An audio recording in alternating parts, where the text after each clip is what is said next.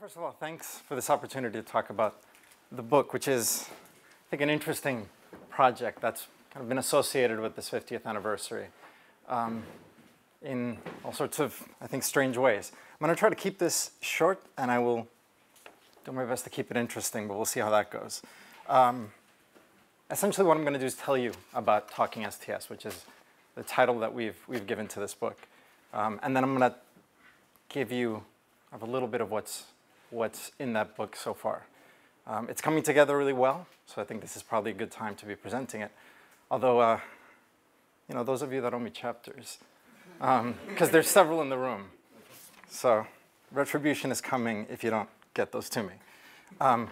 So Talking STS. Talking STS started as a project. So Farhila Mazandarani and I, Isabel Fletcher is now also part of it, decided that we could do something interesting for these events. We could go out and talk to people, interview people who were, say, fundamental in establishing the SSU. Get these recollections, put them together, develop some kind of analysis of them, and add them to all these events.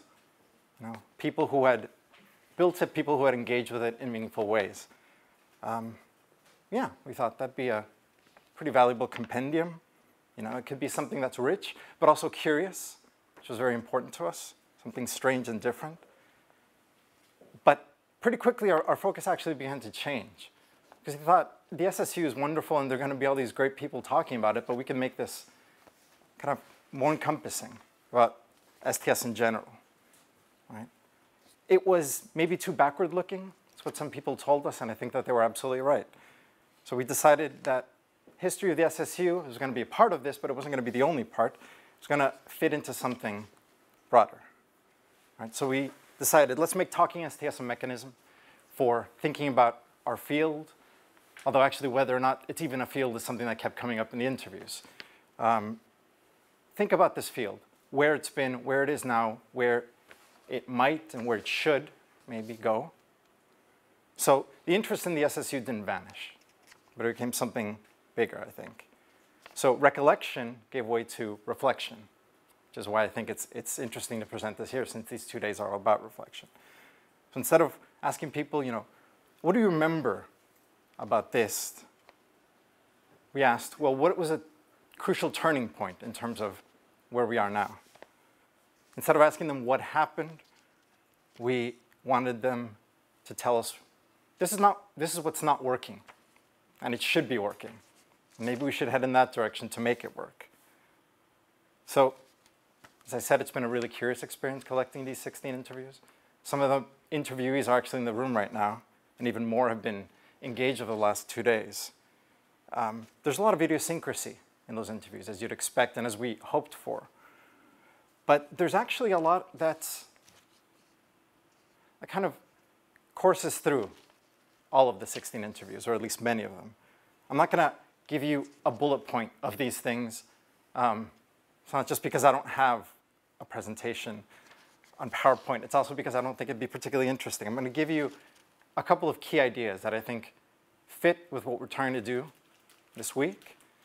And I think they're ideas that deserve attention. So general ideas, and then one idea that's specific to one interview, but I think it's an interesting one. Okay, so a lot of the questions today and tomorrow have to do with what STS is. So what is STS? And that's something that kept coming up, as you might imagine. Initially, I think the question sounds kind of mundane, not all that interesting. Is it just semantics that we're talking about? It's maybe a shallow way to reflect on these things. But the way that our interviewees responded to this was absolutely fascinating. The different ways they understood the question, the different ways they tried to answer it, different things they want to do with those answers. Right? So many started with, well, STS. Well, what do the S, the T, and the other S stand for? That was the starting point for almost everybody, which was interesting. So as you might expect, two answers kind of kept coming back. Science and technology studies, science, technology, and society. More than anything else, those are the two that came up. Right? So we wanted to think about, well, what's the difference between S and TS and ST and S, as they were talking about it? And again, that seems fairly straightforward or superficial. Maybe it's just semantics. But about 140 years ago, Charles Sanders Peirce, when he was laying out the basics of pragmatism, said that two terms differ if they have consequences that differ. And our interviewees kept saying, in fact, these two things are very different. And this is something that's already came up yesterday. So the key thing that people kept referring to is the place of advocacy, activism, in STS. And like I said, this came up yesterday. So the difference between S and TS, Science and Technology Studies, ST and S, apparently has to do with this. How much is activism part of what we do? Right. So is it about dissecting and studying, or is it about enrolling that dissecting and that studying into something larger that has real-world consequences, whatever that might mean? Right. And our interviewees kept saying there's different histories here. There's different fundamental ideas, different methods, different ambitions, different geographies, which was actually something interesting. People kept referring to a transatlantic divide between Europe and the United States when it came to this. And actually, somebody mentioned this yesterday. Our interviewees said, well, in the United States, that's where the activism and advocacy was happening. Europe is more the first STS. It's more about analysis and theory. Yesterday, somebody said the exact opposite of that. So clearly, there's stuff to talk about here. And we're going to have time to talk about it for the rest of the day and tomorrow. So, are we part of some kind of larger socio-technical enterprise that's trying to change the world or engage with science, engage with different aspects of society, or are we pretty comfortable publishing articles, increasing our understanding of science, and so on? I don't really have one answer or another. I don't stand strongly in one of those two things, but I think it's an interesting thing to consider, especially because right now, in many ways, some of us are becoming agents of LC, right?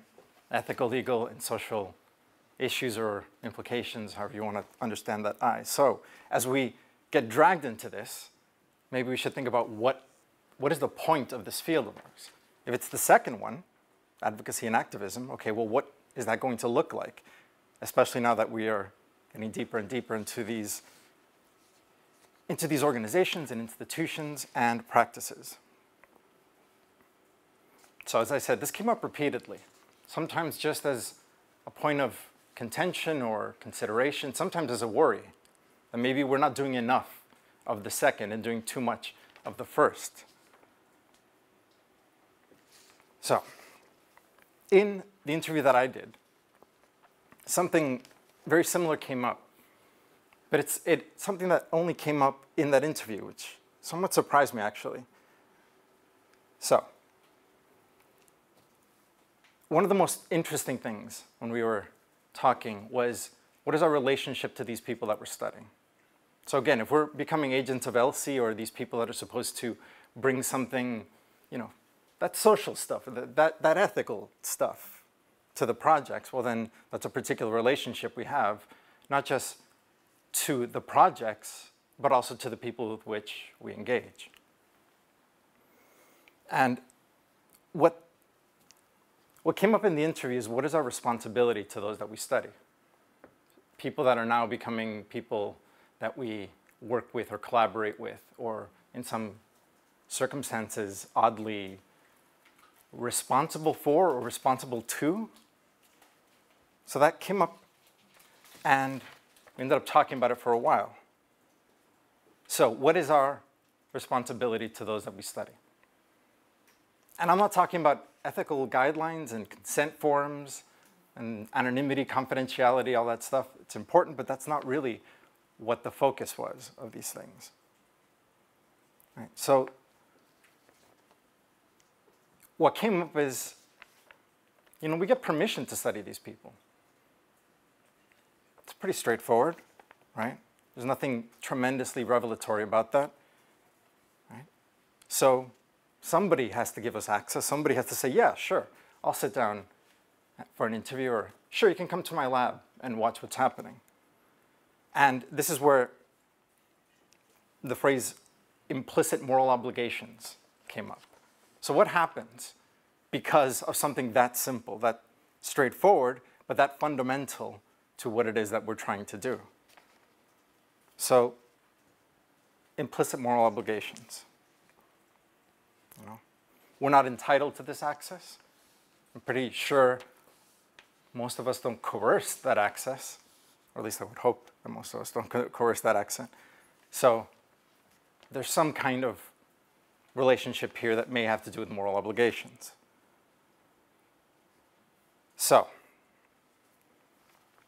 what happens if I get access to a group of people or a space or both, and then I leave and I write a book that's not so much a criticism, but an attack, or very, very strong criticism in ways that could be interpreted as an attack? So I've had the chance of working with synthetic biologists. What happens if I go, I do my interviews, I do my ethnography, I leave, and then cast them as villains of biotech, right?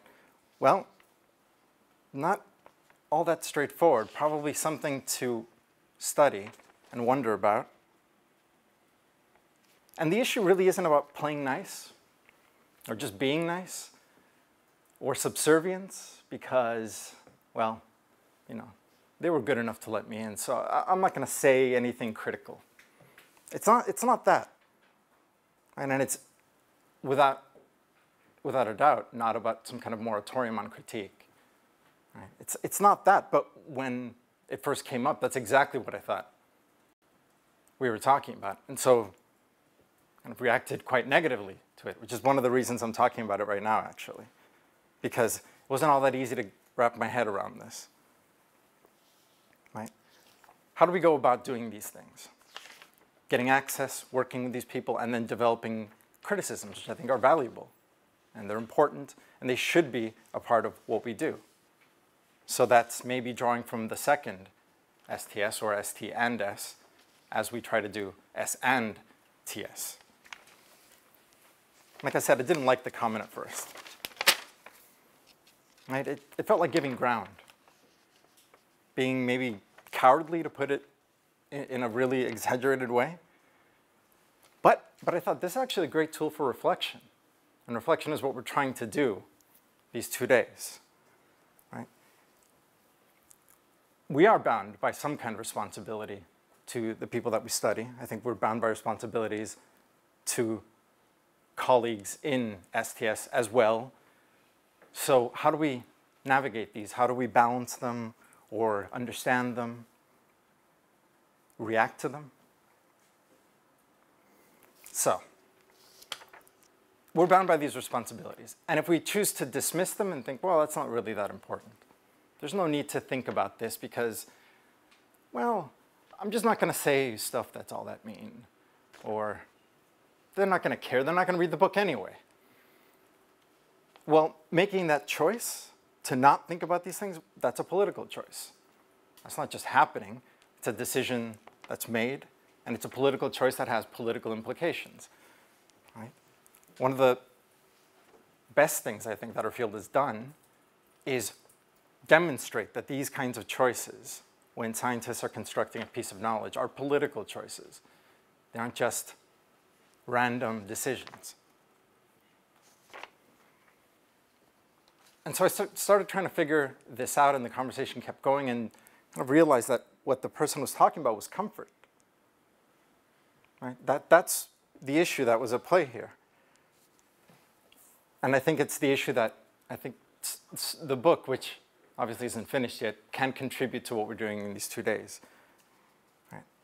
If we acknowledge some kind of implicit liability or responsibility or obligation or relation that has important consequences for both us and those we study, well, if we acknowledge that and note that it places some limitations, not necessarily universal limitations, not necessarily the same limitations in different circumstances, well, that challenges a notion of just unqualified, unbridled criticism of any kind. It's more uncomfortable. It's pretty comfortable to say, well, we can just do anything. I got access, I got the material, now I will do whatever. Right? It's comfortable. I also think it's pretty self-satisfying. But comfort is the thing that kept coming up. So it's kind of a comfort of simplicity. Because if we don't have to think about these kinds of obligations, then that's one thing we don't have to think about. Thank you. All right? And what I think the interviewee was saying, I can put it this way. We shouldn't fail to embrace discomfort, because discomfort can lead to a lot of really wonderful things. And in fact, discomfort's at the heart of STS. It's what we've been doing for, well, I'll say 50 years, since it is the 50th anniversary. Epistemological discomfort. It's a lot more comfortable to say, well, truth is truth, and knowledge is knowledge. It's a lot more uncomfortable to say, well, no, in fact, these things are contingent and plastic, and they change, and they're political, and they're complex. It's less comfortable. It's much easier to say truth is truth. So that's a discomfort that we've been encouraging, that we've been pushing, that I think we've done a pretty good job of demonstrating. So if we're reflecting and trying to turn some of these ideas back, maybe what we need is more discomfort in STS. And we can use today and tomorrow to kick off some of that discomfort.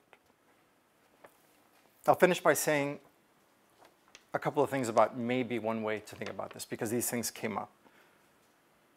So many of the people we interviewed said the same thing about where we are now, which is kind of complacency about what's come before. That a lot of these issues, we solve them, that's done. Knowledge is a social construct, solved, don't have to talk about it. Technology is political, well, obviously, solved, don't have to talk about it. Right? We have a kind of maybe reverence of the latest. That's another thing that came up over and over again. And yet, our interview said, there's plenty left to do of the stuff that's come before. So we need to rethink about how we understand what we're doing and how we're going to understand it in terms of planning. Now, STS loves metaphors. We have ships that are constructed in bottles. We have black boxes that are to be opened. In fact, a number of metaphors came up yesterday. I think Wendy's about tweed was the best, but then I really like tweed. Here are two metaphors that came up during these interviews that I think may help us conceptualize some of this. We have cracked the crystal of science, is how one person put it. We arrived at the inside. We shattered the kind of the glow of this thing, some kind of scientific look at what these people do. So the person said, it's time to crack our own crystal, stop being complacent, stop being so satisfied about what's come before as finished. And then the other one is, it's time to blow up STS. I think it's stronger. So it's time to blow up STS. And how exactly do we go about doing that? Well, a number of people said, it's time to get back to basics. Right? So looking back, which is what we've been doing the last 2 days, and thinking of the present and what's coming, which is what we're trying to do, I think, today and tomorrow, are things that relate to each other in interesting ways. And these interviewees said, let's recognize that things aren't complete. So yes, pushing forward, charting forward into the latest, that's great, but let's not be so comfortable with everything that's come before. It's not a matter of repeating or working backwards. It's simply a matter of recognizing that a lot of issues that we've become very comfortable with, we either haven't touched or we haven't finished. So let's not be so satisfied. And I hope the book, aside from being interesting and hopefully a massive bestseller, will ultimately be about this. It's encouraging some discomfort that'll be useful discomfort.